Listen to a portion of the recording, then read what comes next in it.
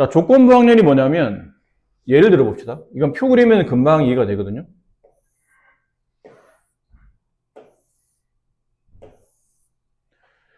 우리 반을 조사하는데 우리 반엔 남학생, 여학생, 그리고 안경을 쓴 사람, 안경을 안 쓴 사람을 조사해 봤는데 우리 반 학생이 전체 30명이에요. 근데 남학생 전체는 16명, 여학생은 14명이었다고 칩시다. 예를 든 거죠. 근데 남학생 16명 중에 안경 쓴 남학생이 10명이고 안 쓴 남학생이 6명이었어요. 반대로 여학생 14명 중에 안경 쓴 여학생이 5명, 안경 쓴 여학생이 9명, 안 쓴 여학생이 5명이었어요. 그러면 이쪽으로 본다면 세로로 보면 남녀로 구분됐지만 가로로 본다면 안경 쓴 남녀 총합, 결론은 안경 쓴 학생 19명, 안경 안 쓴 학생 11명 이렇게 구성이 되어 있다는 거죠. 이쪽 합치면 30명이 되는 거예요. 자, 여기서 나는 안경 쓴 남학생 여기 있는 요 10명, 요 10명이 나한테는 지금 포인트로 잡혔어요. 이 10명. 만약에 누군가 나한테 우리 반 학생 중에서 안경 쓴 남학생을 고르시오. 그러면 10명이고, 그럼 그 확률값을 구하시오. 그러면 30명 중에서 10명이니까 확률은 3분의 1이 되겠죠. 근데 그걸 이제 수학적 기호로 쓸 때, 아니야. 말 잘못했죠. 미안합니다. 남학생을 그냥 A라고 부릅시다. 남학생의 집단은 A. 그럼 여학생 집단은 그냥 A가 아닌 집단이니까 A의 여집합이라고 합시다. 편의상. 그럼 안경 쓴 집단을 B라고 부른다면 안경 안 쓴 집단은 B의 여집합을 볼 수 있겠죠. 그럼 지금 문제에서 물어보는 거는 뭐의 확률값을 물어보냐면 안경을 쓴 남학생이니까 남학생인 동시에 안경을 쓴 학생의 확률값을 구하라는 얘기예요. 이 확률값을 구하래요. 그럼 이 확률을 구하려면 일단 처음에 필요한 게 뭐냐면 S, 이 S는 표본 공간을 말한다고 했죠. 전체 인원수라는 뜻이에요. S는 앞으로 표본 공간의 표현입니다. 그러니까 전체 인원수, 어차피 확률을 값쓰는 것은 인원수를 계산하는 거잖아. 전체 개수분의 특정 사건이 원하는 개수, 그걸 확률을 표현하는 거죠. 그럼 전체 인원분의 내가 원하는 사건의 인원수, A 교 B. 이게 30명 분의 10명, 약분하면 3분의 1. 이렇게 되는 거예요. 아셨나요? 자, 근데 문제를 바꿉니다.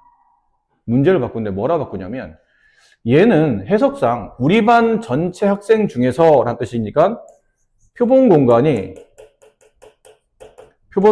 단어를 잘 기억하시죠. 표본 공간은 내가 생각할 수 있는 이 경우의 수를 계산하는 전체를 말해요. 이 문제를 푸는 동안 내가 생각할 수 있는 경우의 수 전체 집합. 그 표본 공간을 우리 반 전체로 본 거죠. 그 중에 안경 쓴 남학생 이런 뜻이었어요.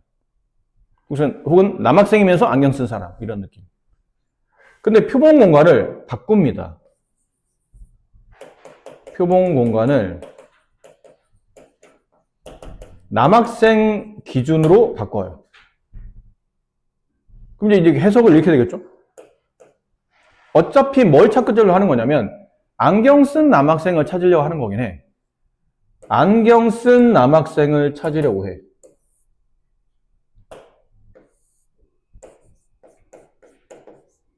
근데 표본 공간을 뭘로 줄이는 거죠? 남학생 집합으로 줄이는 겁니다. 그럼 답은 남학생 전체 집합 16명 중에 안경 쓴 남학생 10. 그럼 약분하면 8분의 5. 아까랑 확률이 달라졌죠. 가능성이 달라졌다는 얘기예요. 아까는 3명 중에 1명은 안경 쓴 남학생이었는데 이번에는 8명 중에 5명이 안경 쓴 남학생이 된다는 얘기죠. 그럼 이거를 이제 뭐로 표현할까는 거죠, 이거를. 얘를 앞으로는 조건부 확률이라고 불러요. 어떤 조건부 확률이냐면 남학생을 선택했다는 가정하에 안경 쓴 남학생 이런 느낌. 걔를 이렇게 부를 거예요. 근데 이렇게 쓰기가 너무 기호가 복잡하고 힘들기 때문에 어차피 A교 B라는 거는 남학생인 동시에 안경 썼잖아. 근데 지금 집단을 남학생에서만 보기로 했기 때문에 굳이 A를 2번 쓰지 않아도 될 것 같은 느낌인 거죠. 어차피 여기 있는 친구들은 A 집합에 포함되어 있잖아요. 근데 전체를 놓고 따질 때는 A 말고도 A 여집합도 있죠. 그러니까 A라는 거를 명시를 해줬어야 된다는 얘기죠. 근데 이번에는 표본 공간을 여기로 바꿔놨기 때문에 A 아닌 사람 없는 거죠. 다 A잖아. 그러니까 굳이 A를 언급할 필요는 없는 거예요. 뭐만 언급하면 되냐면 안경 썼냐 안 썼냐면 표시하면 된다는 얘기죠. 얘를 기호로 좀 단순화해서 A, 남학생이라는 가정하에 안경 쓴 사람 이렇게 쓰는 겁니다. 표기법을. 얘를 A에 대한 B의 조건부 확률이라고 불러요. 남학생이 선택됐다는 가정하에 안경 쓴 사람. 근데 계산은 이렇게 해야 돼요.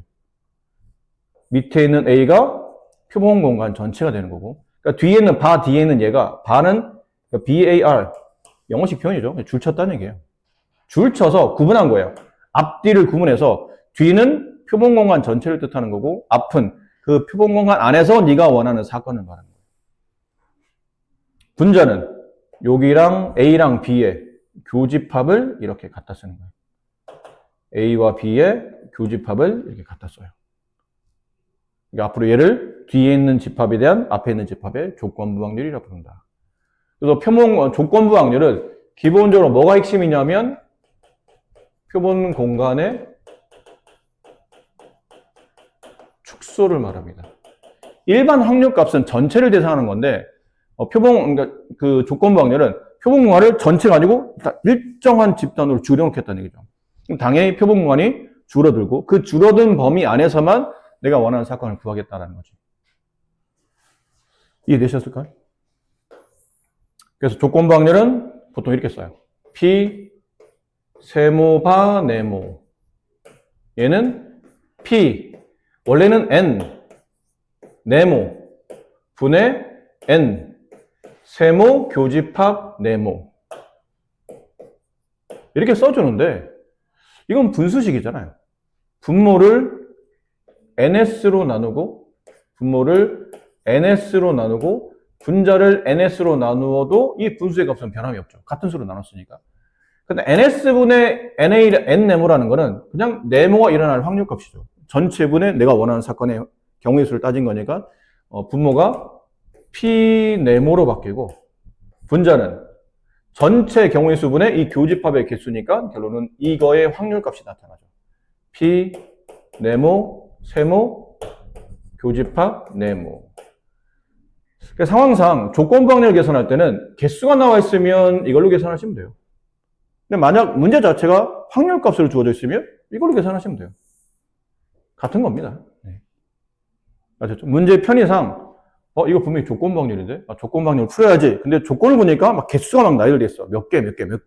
그러면 개수로 따져서 문제를 풀면 되고 그게 아니고 각각 조건이 확률값이 주어져 있어요. 어떤 확률은 얼마, 어떤 확률은 얼마. 그러면 이제 이걸로 계산하시면 된다는 얘기죠. 조건부 확률은 항상 이런 식입니다. 조건부 확률 자체를 구하다 보니까 머릿속에 기억하셔야 돼요. 조건부 확률을 구하면 항상 계산법은 분모가 얘가 나타낼 수 있는 전체를 말하다 보니까 그게 나오는 경우도 있고 그게 안 나오는 경우도 있어요. 걔네 둘을 더한 거분에 네모 또는 세모 이렇게 답이 돼요. 선생님 이게 무슨 말이죠? 봐봐. 아까 우리가 필요한 데만 써볼게요. 아까 이렇게 했었잖아요. 여기 남학생, 여기 안경 쓴 사람, 안경 안 쓴 사람. 그치? 여기 뭐 있었냐면 아까 19 있었고 여기는 11 있었던 걸로 기억해요. 여기서 아니었나요? 이렇게 하면 안 되죠? 아까 숫자가 안 맞는 것 같은데? 몇 명이 기억 안 나는데? 10명? 얘가? 6명? 이렇게 했었던 것 같죠? 여기 16명이에요. 근데 우리가 이 답을 구할 때 어떻게 썼냐면 P, 얘를 A, 얘를 B로 본다면 P, B바 A, A라는 조건 하에 B가 일어날 확률값이었죠. 답을 쓰다 보니까 16분의 전체, 요 A라는 전체 집단 중에서 여기 있는 집단이었기 때문에 16분의 10 이렇게 썼었는데 실제로 잘 보면 이 계산은 이 A라는 사건이 일어난다는 가정하에, 남학생이라는 사건 가정하에 안경 썼어야 된다는 건데, 이 남학생은 실제로 10과 6을 더한 것 중에 10 이렇게 됐던 거예요. 분명히 분자가 분모에 있는 어떤 두 개나 세 개의 합 중에 하나여야 된다는 얘기지. 그러니까 두 개나 세 개 합 중에 분자값이 올라가야 되는 거지.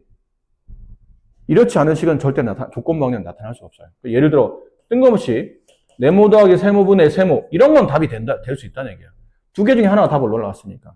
근데 이런 건 되는데 네모 더하기 세모분의 별 이런 건 답이 안 나오네. 조건방정 이렇게 답이 나올 수 없다는 뜻이에요. 아시겠죠? 그래서 조건방정을 만약 표로 그릴 수 있잖아? 그럼 굉장히 쉬운 문제가 돼요.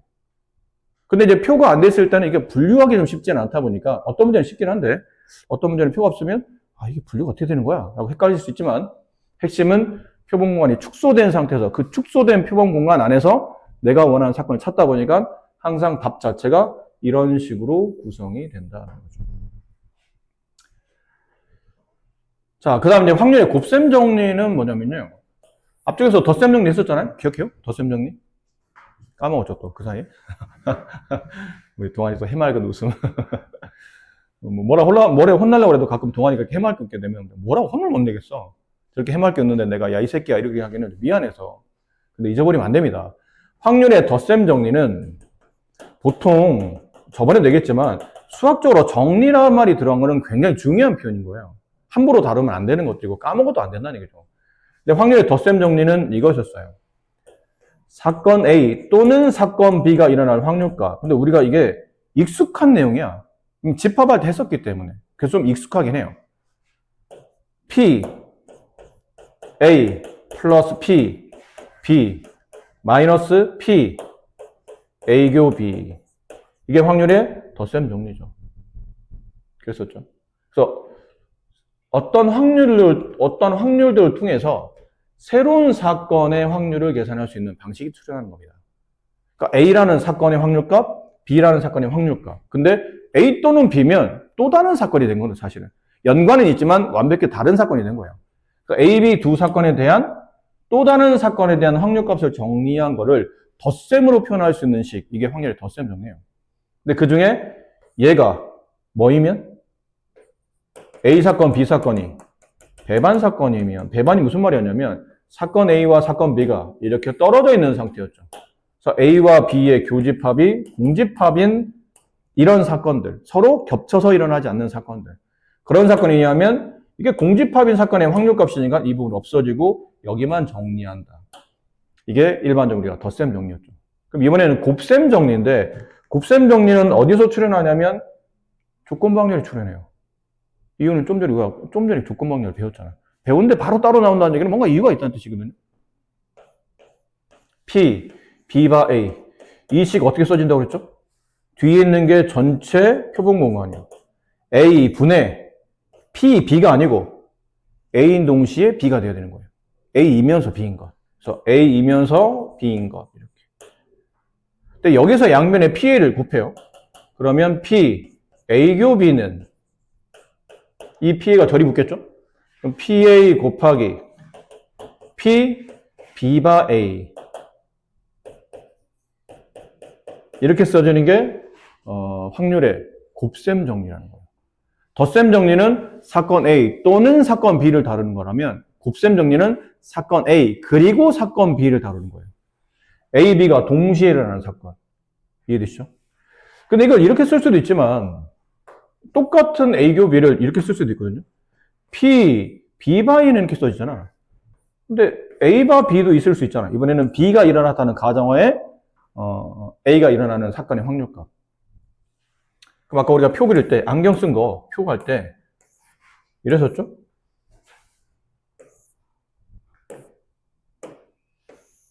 여기 남학생 A, 여학생, 안경 쓴 사람, 안경 안 쓴 사람. 여기 10명, 여기 6명, 30명, 여기 9명, 여기 5명. 그랬었죠? 근데 여기는 16명. 그 중에 여기라는 뜻이었잖아요. 그래서 B바 A는 16분의 10 이렇게 처리됐다면 반대로 P, A 바 B는? 이제 표본 공간이 A가 아니고 이제 B가 된 거죠, B. 여기가 표본 공간이에요. 안경 쓴 사람, 남녀 구분 없이 안경 쓴 전체 19명. 그 중에 19명 중에서 안경 썼으면서 남학생인 사람 10명. 이렇게 되는 거예요. 그럼 이것도 그렇게 되겠네요. P, B가 표본 공간 전체가 되고, 그 다음에 P, A, 교, B. 그럼 양변에 이번에는 P, B를 곱하게 되면 양변에 P를 곱하면 여전히 P, A, 교, B가 나와요.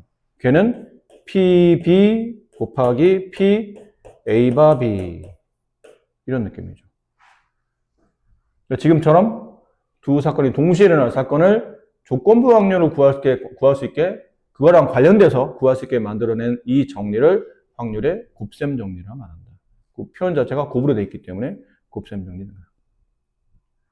그러니까 하나를 가지고 두 개를 구하는 거죠. 이런 거랑 비슷해. x제곱 플러스 y제곱 구하는 공식 두 개잖아요. x 플러스 y의 전체 제곱에 마이너스 2xy. 조건이 만약 플러스와 그러니까 합과 곱이 나왔으면 이걸 쓰는 거고 차와 곱이 나오면 이걸 쓰는 거죠. 마찬가지야. 누가 나왔냐는 차이점이죠. A가 나왔냐 B가 나왔냐 뭐 그 정도 차이점으로 각각의 확률값을 이게 어떤 거에 맞춰 쓸 건지를 판단하는 겁니다. 되셨죠? 이게 곱셈 정리. 근데 여기서 좀 이상하지? 이상하다기보다는 뭔가 빠진 것 같은데? 덧셈 정리할 때는 뭐 끝에 요거 한 다음에 이런 식으로 표현하고 나서 자 이걸 덧셈 정리입니다 한 다음에 뒤에 뭐 있었냐면 만약 근데 A 교 B가 공집합이라면 단서를 달았잖아. 그래서 A 교 B를 빼고 두 사건의 합만 계산하면 두 사건 A 또는 B가 일어날 사건의 확률을 구할 수 있었는데 얘는 만약에 뭐가 어떻게 된다면 이런 말이 없잖아요. 그건 왜 안 나오냐면 없어서 안 나오는 게 아니고 좀 더 중요해요. 그게 뒤에 나옵니다. 사건의 독립과 종속을 얘기할 때 이 D가 A 바 B 혹은 B 바 E가 어떻게 표현이 되냐에 따라서 이 식이 약간 표현이 달라져요. 근데 그거는 따로 얘기해야 될 만큼 중요한 교과라 뒤에 나옵니다. 이 보면 뒤쪽에 요 조건부 확률 끝나고 나면 요 뒤로 가면 나와요. 여기 나와요. A, B가 독립이라면 이쪽에 있었던 이 D, PB라는 파트가 원래는 P, B 바이 A였거든. 그 부분이 저렇게 PB로 바뀐다는 건 사건의 독립과 중심을 배워야지만 할 수 있는 부분이라 중요한데도 불구하고 일단 뒤쪽에 나오기 때문에 이거부터 먼저 정리해놓고 여기로 넘어가시는 겁니다. 자, 그럼 한번 해봅시다. 이제 문제를. 두 사건 A, B에 대해서 다음 1번, 2번 계산하시오. 근데 말했듯이 이게 확률 문제가 나오면 그냥 집합 문제라 생각하면 돼요. 집합. 우리 얘를 구해야 되죠. 얘를 구하려면 P, A 분의 P, B 교 A, A 교 B나 B 교 N이랑 똑같은 겁니다. 순서대로 쓴 거예요. 이렇게. 근데 P를 알아, 우리가. 0.3이라고. 얘만 구하면 돼. 쟤만 구한다고? 얘를 구하려니까 이제 앞에 걸 보란 뜻이죠. PA가 0.3, PB는 0.6. 이건 뭐예요? 예전에 우리가 드모르간 배웠잖아요. 드모르간. P, 뭐의 드모르간이냐면 A 합 B의 전체 여집합 이렇게 바꿀 수 있죠. 예, A 여집합, 교집합, B 여집합은 A 합집합 B의 전체 여집합. 그럼 A 합집합 B의 전체 여집합이니까 A 합집합 B를 뺀 나머지 확률이 0.3이잖아요. 그럼 반대로 P, A 합집합 B 확률은 얼마예요? 0.7이겠죠? 전체 1에서 여집합이라는 거는 전체 확률에서 저 여집합 빼고 남는 나머지가 A 합 B가 될 테니까 0.7. 알 것 같아. P, A 합 B. 덧셈 정리죠? 0.3 플러스 0.6 빼기 교집합. P, A 교 B. 이게 얼마냐면 0.7. 그렇죠? 따라서 0.9에서 0.7을 빼면 얘가 나오니까 0.2.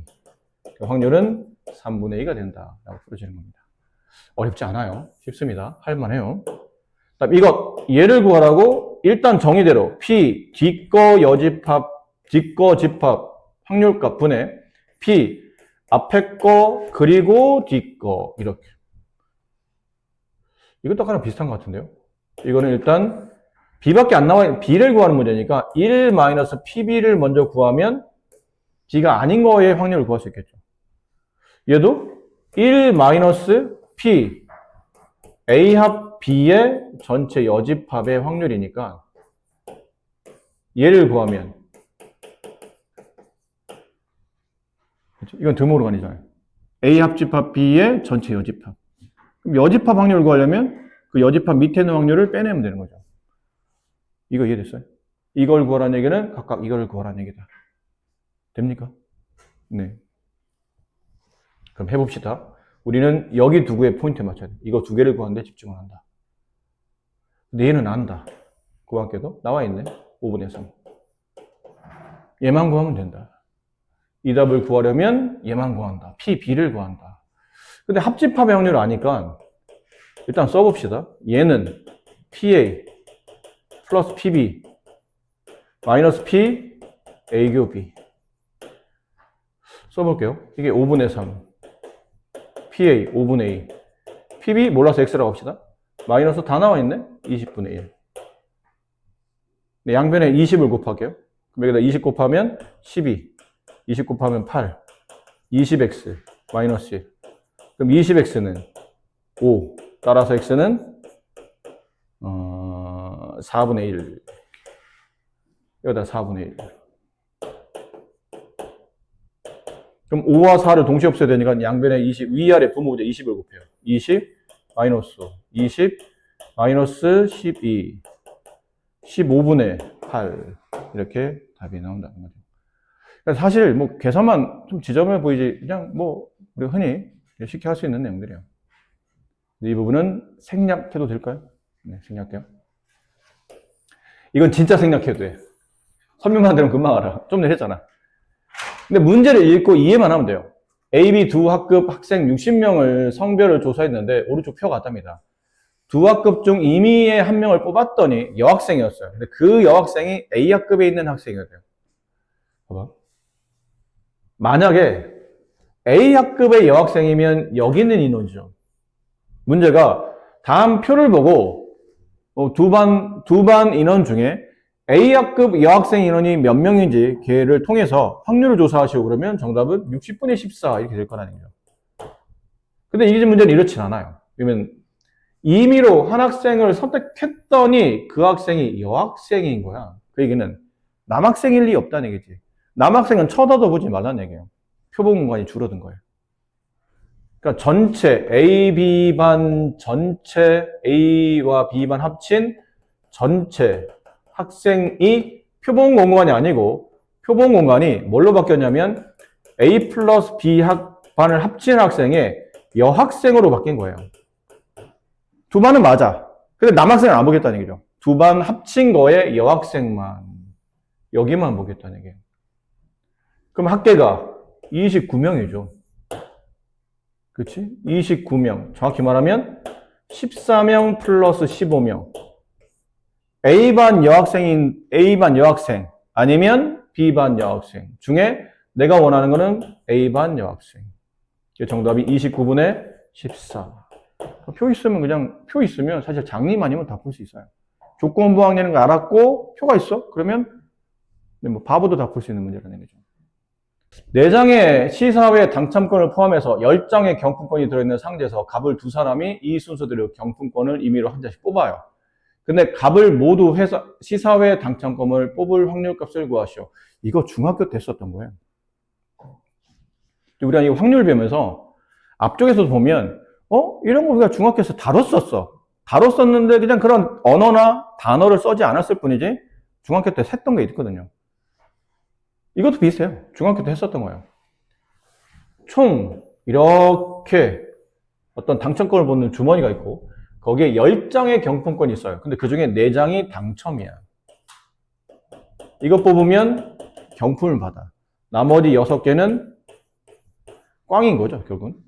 여기서 갑을 두 사람이 이 순서대로 경품권 임의로 한 장씩 뽑아요. 순서대로. 갑이 먼저 뽑고 그 다음 을이 뽑고. 근데 갑을 모두 시사회 당첨권에 뽑을 확률이에요. 단 뽑은 경품권은 다시 넣지 않습니다. 갑을 뽑고 나서 뒤에 경품권을 빼겠다는 얘기죠. 이게 당첨됐든 안 당첨됐든 그 상품권은 뺀다라는 느낌이니까. 첫 번째는 갑이 뽑아요. 뽑고 난 다음에 그냥 을이 뽑아요.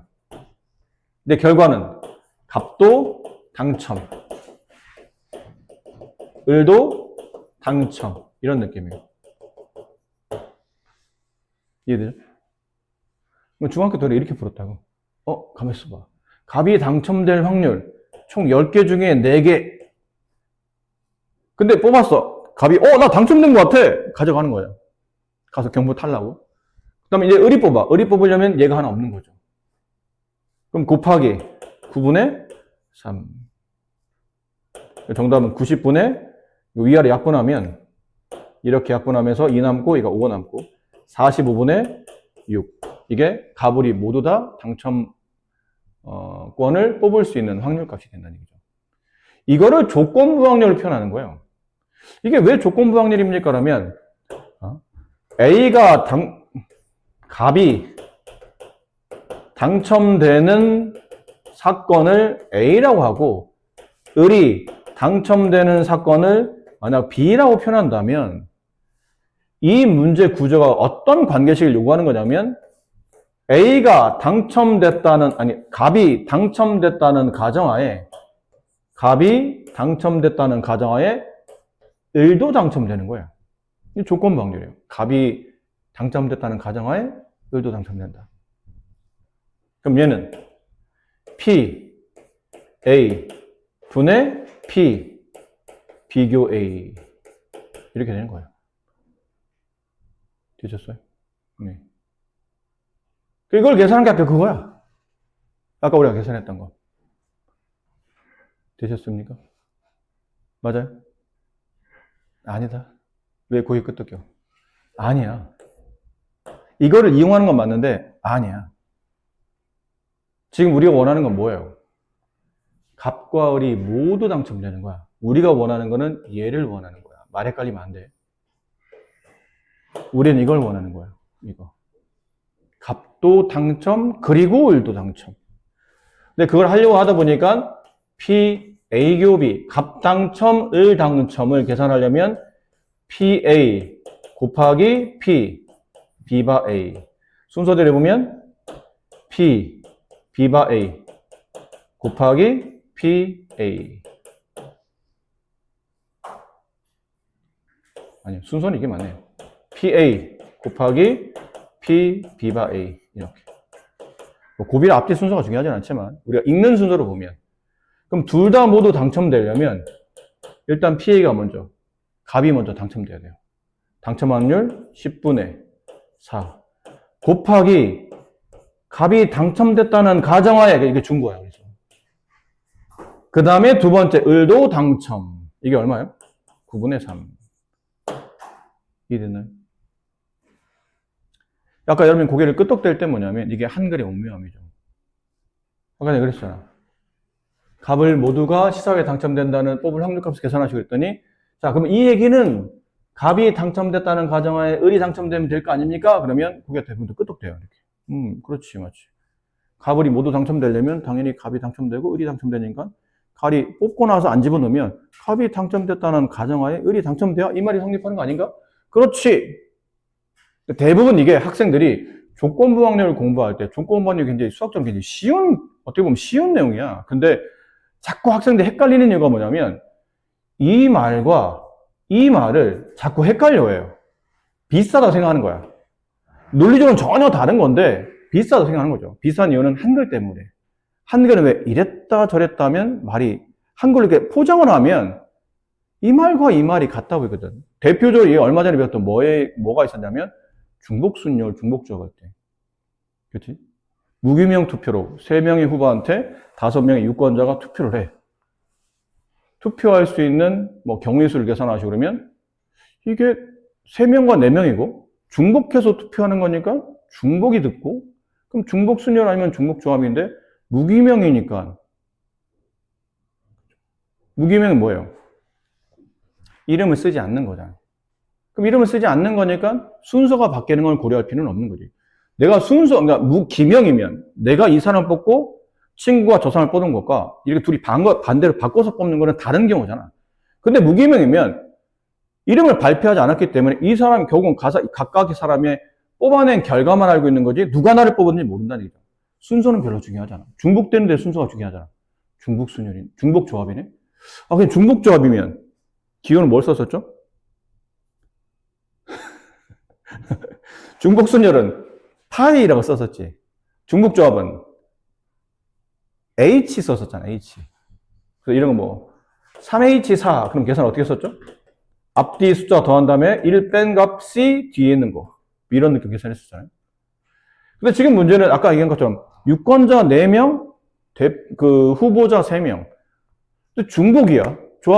중복이고 순서가 중요하지 않아. 그럼 이 말만 이어보면 중복조합인데, 중복조합이면 3H4인지 4H3인지 얘를 구분해야 되잖아. 근데 수학적으로는 얘랑 완벽히 달라. 근데 한글로 쓰면 비스무리해 보인다는 얘기지. 3명의 후보자 중에 중복 허락하지 않고 4명의 유권자를 뽑는 경우의 수.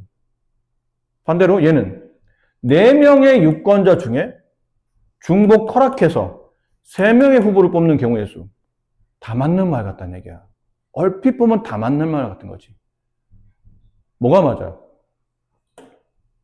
윗게 맞다고 그랬잖아요. 윗게. 왜 윗게 맞냐면 후보자는 가만히 있고 유권자가 움직여 다니면서 표를 주는 거거든. 그런 느낌이에요. 그래서 고정되어 있는 게 H 앞에 혹은 파이 앞에 가고 고정되지 않고 움직이는 게 뒤로 간다고 그랬죠. 혹은 중복되는 게 앞에. 그럼 누가 중복되냐면 유권자가 중복되잖아. 유권자는 표를 한 표만 던지게 됐지 여러 표를 던질 수는 없거든. 나 A 뽑을래. 그리고 B 뽑을래. 이건 말이 안 되잖아. 근데 후보자가 중복이 되는 거예요. 내가 한 표, 또 다른 사람 또 한 표, 또 다른 사람이 한 표. 그죠? A가 반복적으로 4번 뽑을 수 있는 거예요. 그렇기 때문에 유권자가 아닌 후보자가 중복되기 때문에 이게 맞는 표현이라는 거죠. 이거 할 때 예를 들면 그렇다는 거야. 지금 하고 있는 것들에 이 조건부 확률도 한글로 표현해 보면 이 말도 맞는 것 같고 이 말도 맞는 것 같고 이 문제를 계산할 때 이건지 판단을 잘해야 되는데 한글로 표현하면 둘 다 비스무리하다는 얘기예요. 그러니까 그 한글적 사고방식을 자꾸 벗어나야 돼. 그러니까 수학적 사고방식 있죠. 논리적 사고방식. 이 문제는 이걸 뜻하는 건지 이걸 뜻하는 건지 판단을 잘해서 빨리 관계되게 써야 되는데 어설프게 공부하잖아. 공부 자체를 어설프게 하게 되면 이 문제를 푸는데 이제 이걸 놓고 문제 풀 수 있다는 얘기죠. 이걸 위에다 올려놓고 계산하다 보면 답이 이제 안 맞는 거예요. 미묘하게. 이걸 이제 일로 곱했었어야 되는데 안 곱했기 때문에. 근데 그런 차이가 있으니까 잘 판단하셔야 돼요. 갑과 을 모두 당첨해요. 갑이 당첨된다. A. 을이 당첨된다. B. 모두 당첨된다. A교 B를 말하는 거예요. 그러니까 실제는 이걸 구하는 문제이기 때문에 이걸 넘겨서 이 처리하고 처리하다 보니까 이게 조건부 확률에서 A가 당첨되고 난 후에 B가 당첨되니까 이 계산이 지금 논리적으로 정확한 표현이구나라는 걸 익히셔야 된다는 거죠. 얼핏 보면 중학교 때 풀었던 문제랑 굉장히 쉬운 것처럼 보이지. 쉬워. 이 문제는 쉬워. 쉬운데 이걸 이제 변형해서 이제 문제를 내면 그때 이제 복잡해지는 거예요. 아까 말한 얘인지를 잘 판단을 못 한다는 얘기지. 자꾸 국어적 해석에 빠져가지고 나는 이렇게 해석했는데 이게 아니래? 왜?